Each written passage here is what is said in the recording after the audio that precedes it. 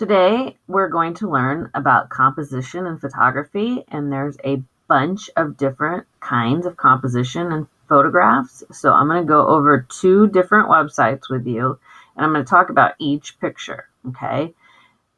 If you're in my class, I'm going to do this live with you, but if you missed class, then you can watch this video and go over the types of composition. So the first one has 20 different types. And I'm not going to read this to you, but I'm going to talk about each of the pictures. So the first one is rule of thirds, and that's a major one you're going to see. If you ever see these 9 boxes, you know that's rule of thirds. So rule of thirds, you have your subject lined up on these major lines, okay?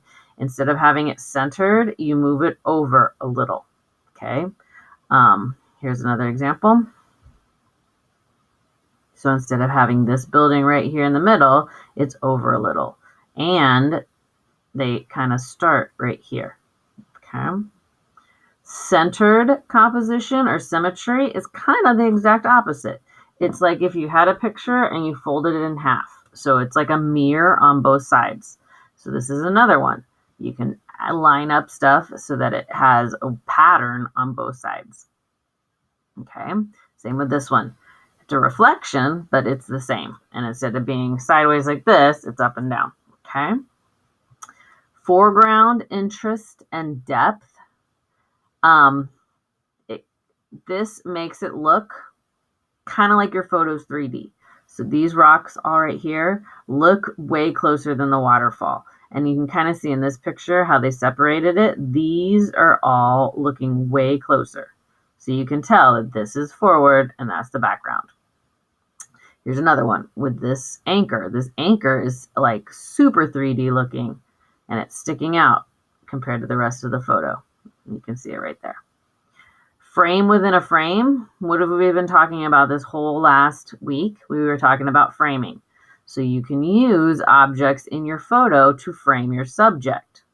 So there's one, a window or a door work really well. Leading lines. And I don't know why my pictures aren't loading very well. Leading lines, this is a framing one still. So this one goes as framing because remember we talked about plants are really good at framing photos. Let's see if leading lines loaded. Leading lines are lines in your photo that lead your eye to the subject. So obviously the Eiffel Tower is the subject and these lines draw your eye that way. This one, a road. So you start out here and then you're like, oh, okay, the lines go that way.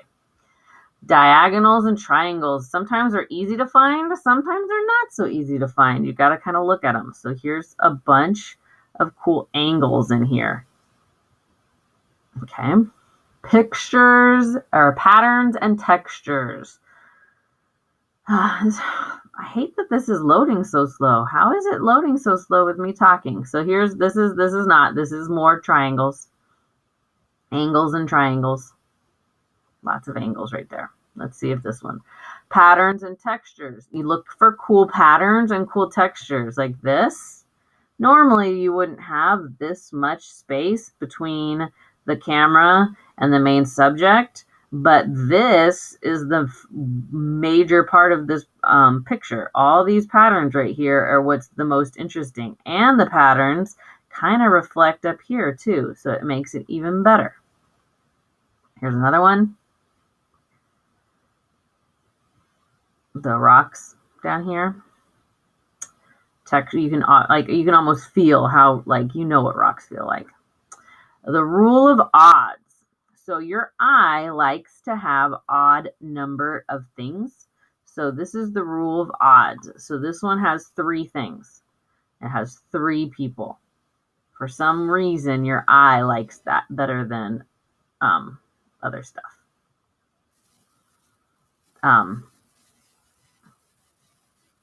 Like this one's not as good. Fill the frame.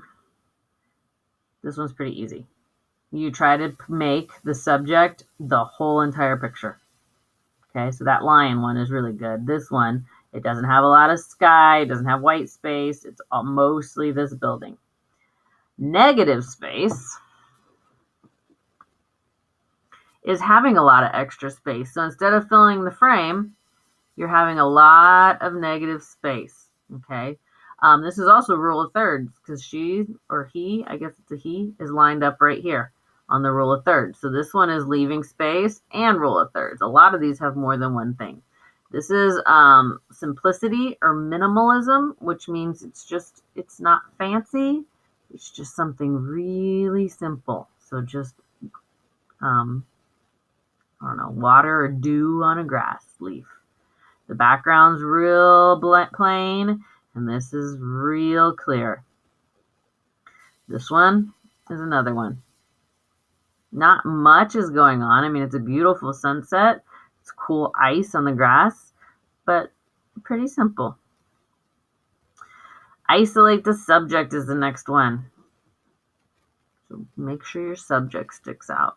This one also has some good lines. It's also, this is a third of the photo, rule of thirds. It's not completely centered. Change your point of view. So normally you would see the Eiffel Tower from down here, and most pictures are people looking up at it. This one is flipping it and making you look like you're in an airplane or something looking down on the city. That one's pretty cool. This is just a different point of view. It looks like you're in the middle of the stream. And he was in the middle of the stream. Particular color combinations. Certain colors go good together. So if you're in graphic design or art, you probably know about complementary colors and things like that. The colors that go well together make a photo pop. So these colors go pretty well together. They pop out. The blue and the yellow go good. Greenish. This one has red and yellow, or red and orange. Makes it pop. Rule of space. Why are my pictures taking so long to load? So this one is just when you have a bunch of space, you want your eye kind of makes stuff move on its own. So you kind of want it to know that like the flow of this picture. So this boat down here is moving this way. You can tell because here's the back of the boat and you can see the water moving. So that kind of gives your eye an idea like that's moving this way. Okay. It's also rule of thirds because it's over here on this third. Okay. This one has action. You can tell those people are dancing. So that's something good too. Like you can tell what's going on in this picture. This guy's singing. These people are dancing. Rule of thirds. It's not centered. It's got some good lines. Left to right rule. Your eyes like to read and look from left to right like you would read. Okay. So people like to see stuff moving from the left to right in the picture. And this lady's walking her dog, and you can tell she's moving. Even though it's blurry, that's part of it. Balance of elements. So you don't want too many things on one side of a photo or it to look kind of off. So this photo, this thing is huge. And if you just had this, it wouldn't be as cool of a photo, but this kind of balances it out. So it's not like your photo's tipping over. Like, okay, so we've got this cool lamp, but then we've also got the Eiffel Tower over here. So your eye kind of balances the frame out. Here's another one. This is a lot just to look at, but with this, it looks good. Juxtaposition is a fancy word. It just means putting two things together that don't really go together. Okay, so it's like a lot of contrast. They complement each other, but they don't go together. So I think this is Notre Dame. So beautiful old church, but then like this ugly wall with newspapers and stuff. Okay, so it's different. I mean, if it was just the church, that would probably look good, but this gives you like a different point of view. Here's another one. Old car in France. I don't think of this as a new, like this old city looks old too, so I don't really see that juxtaposition that this is like two different things because both of these things look old to me, but you get the idea. Golden triangles. This one I like. So this is different than the triangles and the angles in the other one. These are golden triangles. Okay. So it's kind of like rule of thirds, except the triangles are all weird on your picture. And it cuts your whole picture into triangles. Okay, it's kind of hard to explain. There's a bunch of different triangles. So this is, you want your photos to kind of line up on these. Much harder to see than rule of thirds, where you can tell with the 9 squares. This one, okay, triangle, this triangle, side triangle, side triangle. And then this one's one of my favorite ones, and it's really hard to explain. Your eye just knows what the golden ratio is, and your eye loves it. And I don't understand math enough to know what this means, but it's super complex, and it's using math to show your eye what your eye likes.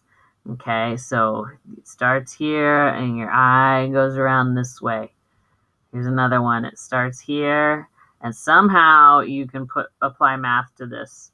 And Fibonacci spiral, and I don't understand that at all, other than your eye likes it. Okay. So that was the first one. I'm going to go back, and I'm going to do the next one real quick. Hopefully this one loads better. So here's just 10, and these are 10. Some of them are duplicates, but some of them are different. So rule of thirds. If you see these 9 squares, you know it's rule of thirds. If you have your cell phone, some cell phones are set to show that rule of thirds. So when you're taking pictures, you can be mindful of it. Balance, we talked about already. Leading lines, lines that your eye follows throughout it. Symmetry and patterns, exactly the same on both sides almost.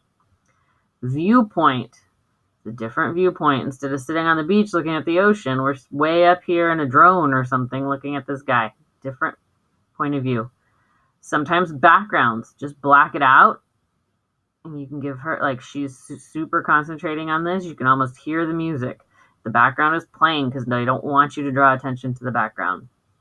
Depth, you can tell that these sheep are way closer than the mountains, but it's all in focus. It all looks really good. And these sheep have so much texture, you can tell that they're way closer. And then different elements all throughout it. Framing, using plants. Cropping, this is a new one. Sometimes it's cool to crop in and just change the perspective. So instead of seeing this whole, I don't know if these are salt and pepper shakers or these are just weird art, I don't know. But instead of seeing the whole thing, they've cropped it so that it's interesting to your eye. Experimentation is just trying stuff. Don't follow the rules. Try something totally weird. Okay? So those are my examples of composition. There's probably more than that, but those are some of them that we're going to learn about and I'd like you to know about.